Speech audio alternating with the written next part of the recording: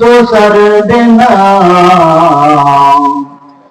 ঠিক মতো পড়িলে নামাজ জান্নাত তোমার ঠিকানা। এই বান্দার মুসলমান আল্লাহর গোলাম। আল্লাহ রাব্বুল আলামিন বলে, আল্লাহ রাসূল বলে, আউয়ালু মা ইউহাসাবু বিহিল আবদু ইয়াউমাল কিয়ামাতিস সালাহ। কাল কিয়ামতের দিন মহান রব্বুল আলামিন সর্বপ্রথম মানুষের নামাজের হিসাব নেবে। হে মুসলমান ইমানদার আল্লাহর গোলাম, আল্লাহ রাব্বুল আলামিন বলে, বান্দা নামাজের হিসাব না দেওয়া পর্যন্ত একটা বান্দা এক ফুল পরিমাণ লড়তে পারবে না।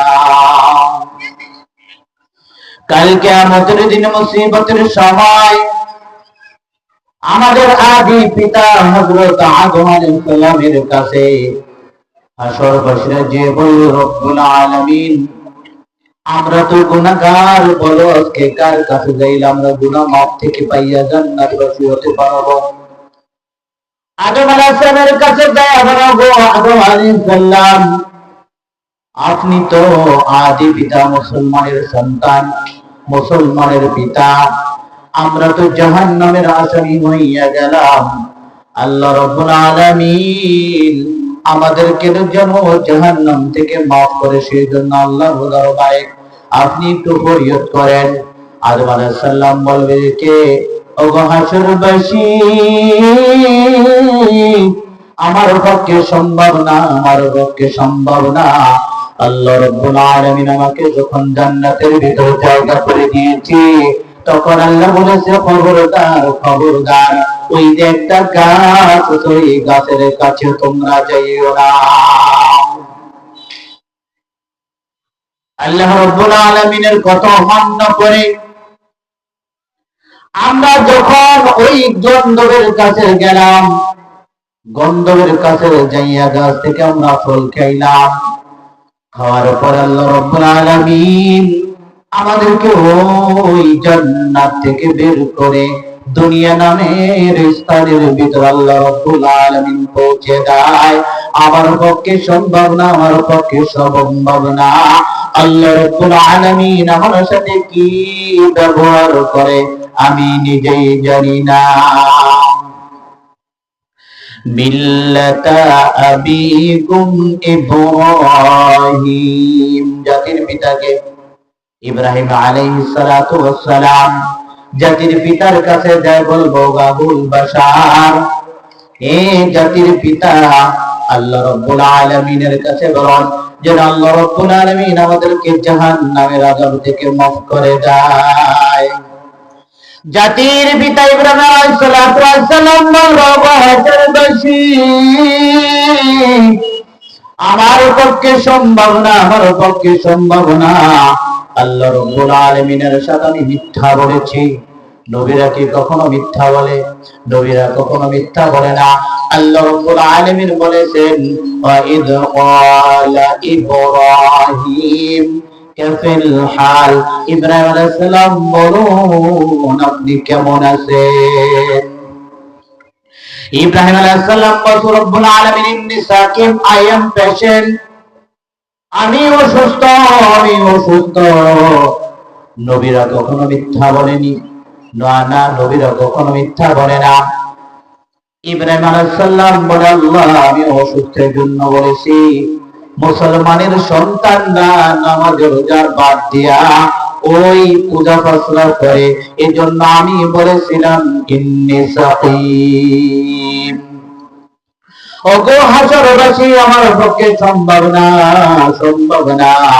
আজকে আল্লাহ রাব্বুল আলামিন আমার সাথে কি ব্যবহার করে আমি নিজেই জানি না। তুমি যাও ঈসা রুহুল্লাহর কাছে, ঈসা রুহুল্লাহর কাছে যে বলবে, ওগো ঈসা রুহুল্লাহ, আল্লাহ রাব্বুল আলামিন বাবা সারা দুনিয়াতে আপনাকে পাঠাইছে ওই ওই বেঈমানকে বুঝানোর জন্য। আমি তো জাহান্নামের আসামি হইয়া গেলাম। আল্লাহর কাছে বলেন যে আল্লাহ রাব্বুল আলামিন আমাকে জাহান্নাম থেকে মাফ করে দাও। ঈসা রুহুল্লাহ বলে রব্বুল আলামিন আমাকে দুনিয়াতে পাঠাইছে জন্য, দুনিয়াতে আল্লাহ রব্বুল আলামিন বাবা ছাড়া সন্তান পাঠাইতে পারে। ওই কাফের দলেরা বলেছিল দেয়ার ইজ নো গড, আল্লাহ বলতে কি হই নাই, স্রষ্টা বলতে কি হই নাই। না না না, আল্লাহ রাব্বুল আলামিন বলেছে আমি প্রভু এক, আল্লাহ কয়জন? আল্লাহ রাব্বুল আলামিন বলে বান্দা আমি আছি, ওরা দিকাল থাকবো, ওরা যতই আমাকে অমান্য করো, আমি ঈসা রুহুল্লাহকে দুনিয়াতে পাঠাইছি জন্য তারা বাবা ছাড়া দুনিয়াতে আমি আল্লাহ মানুষকে সৃষ্টি করতে পারে কিনা, আমি এর জন্য পাঠিয়েছি। ওই সন্তান বিবি মরিয়মের পেটে আমি আল্লাহ দিয়েছি। ওই কাফেরের দলেরা বলছে ঈসা রুহুল্লাহ নাকি আল্লাহর পুত্র। জোরে জোরে বলুন নাউযুবিল্লাহ। ঈসা রুহুল্লাহ বলতেছে রব্বুল আলামিন আমাকে দুনিয়াতে পাঠাইছে বাবা ছাড়া দুনিয়ার মানুষদেরকে বোঝানোর জন্য। আল্লাহ রাব্বুল আলামিন সব কিছু করতে পারে কিনা, এই জন্য আল্লাহ রাব্বুল আলামিন পাঠাইছে। ওই কাফেরের দলের বলেছিল আমি নাকি আল্লাহর পুত্র। ওগো হাসরবাসী, আমার পক্ষে সম্ভব না, আমার পক্ষে সম্ভব না। তুমি যাও, আমার নেতা, তোমার নেতা বিশ্ব নবী মুস্তাফা জনাবে রাসূলুল্লাহ সাল্লাল্লাহু আলাইহি ওয়াসাল্লামের কাছে। আল্লাহর নবী হযরত মুহাম্মদুর রাসূলুল্লাহ সাল্লাল্লাহু আলাইহি ওয়াসাল্লাম সিদরাতুল মুনতাহার সিজদা করে কান্দে, ইয়া হাবলি ইয়া হাবলি ইয়া উম্মতি। হাসর মাঠে যখন এই কথা বলে কাঁদবে, কিছু বান্দারা আল্লাহর নবীর কাছে যাইয়া বলবে ওগো রাসূল, দুনিয়াতে আপনার বন্দেগী করেছি, আপনার সুন্নতে আঁকড়িয়ে ধরেছি, আল্লাহর কথা মান্য করেছি, আমি তো জাহান্নামের আসামি, আমাকে একটু আল্লাহর কাছে বলুন, আল্লাহ রাব্বুল আলামিন যেন আমাকে মাফ করে দেয়।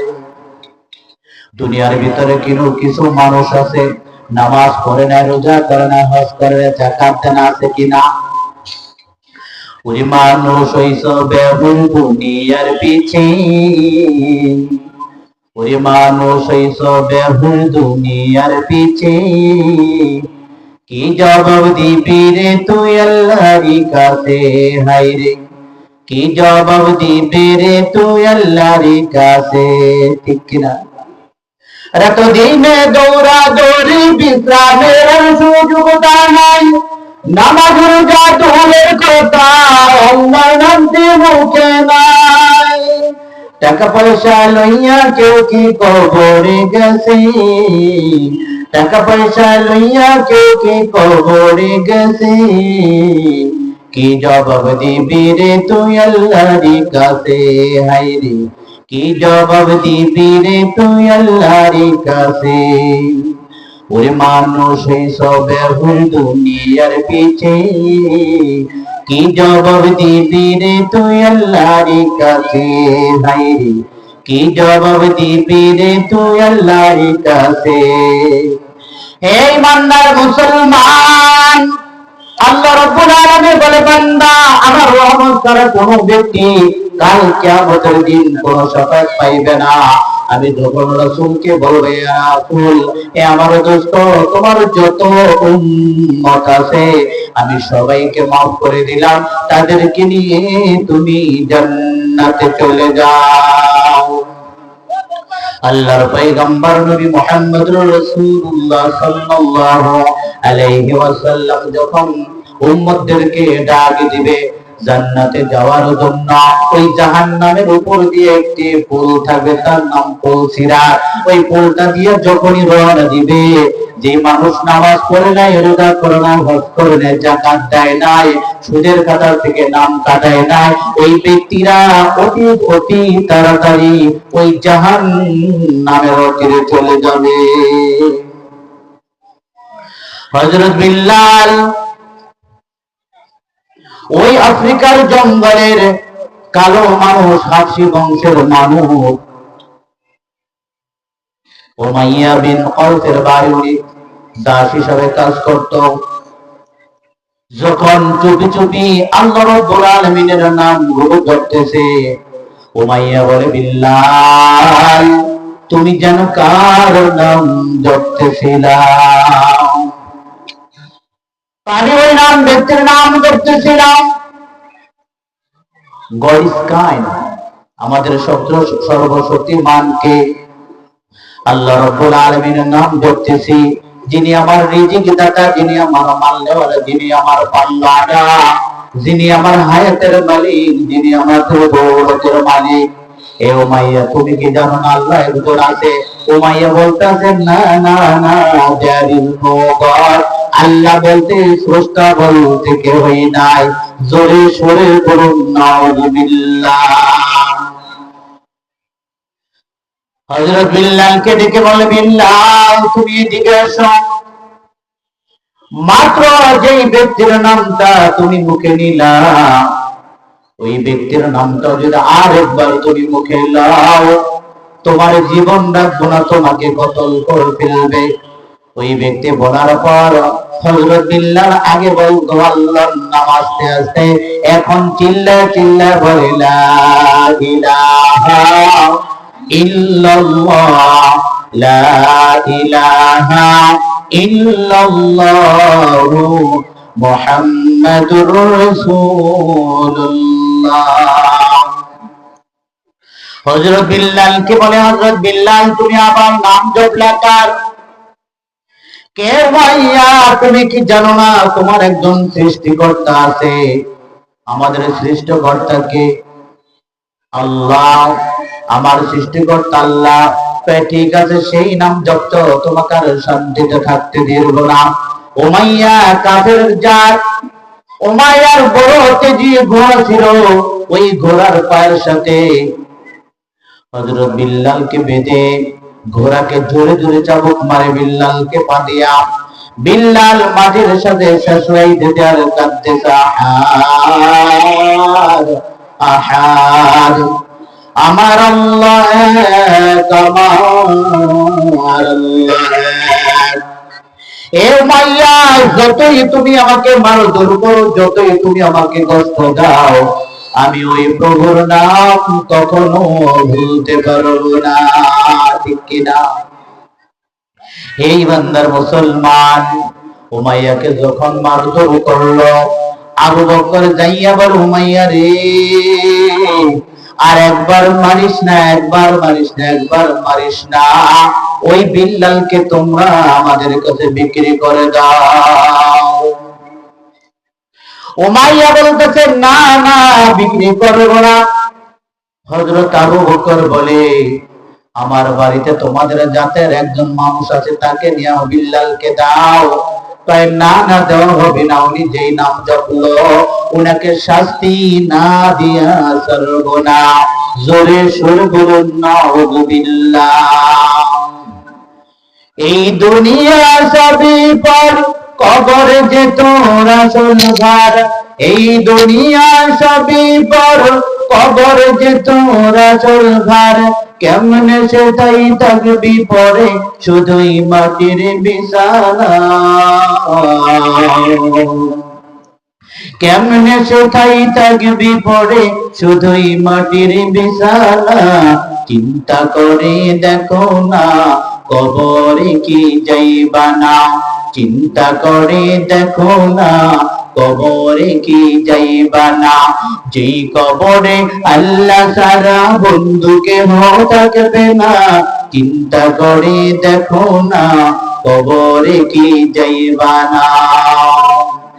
এই বান্দার মুসলমান আল্লাহর গোলাম হযরত বিল্লালকে যখন এত কষ্ট দিল, আবু বকর বলল, তোমাকে টাকা দিব, আমাদেরকে বিক্রি করে ফেলো।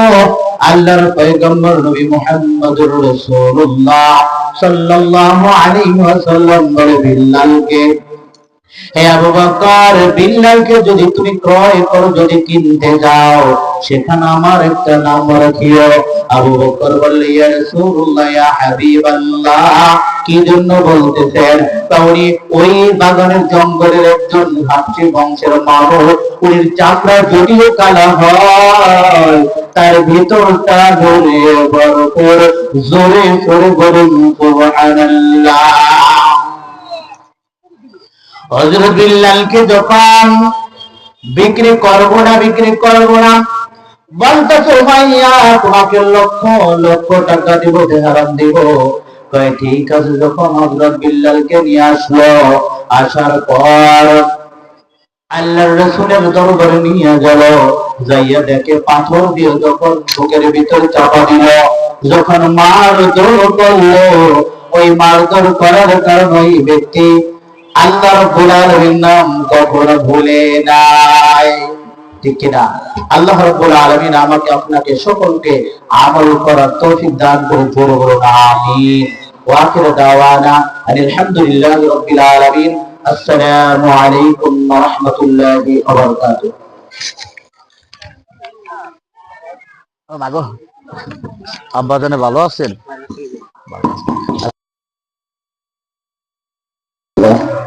আমরা গুরুত্বপূর্ণ আমি তো মাদ্রাসায় সমগ্র ক্লাস থেকে আসছি। আমি আপনাদের আগে আসতে